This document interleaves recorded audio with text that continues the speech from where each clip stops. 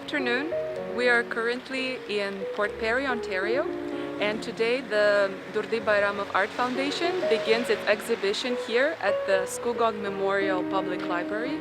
The exhibition is Through the Eyes of Durdi Bayramov, Turkmen Village Life, 1960s to 1980s.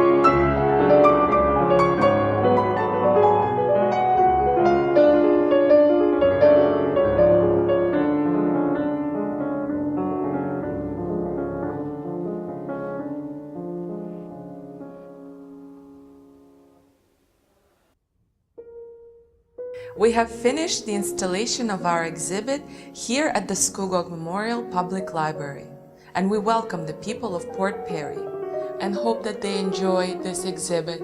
Evgenia Kramchenkova, Elchin Mukhtarov, Durdi Bayramov Art Foundation.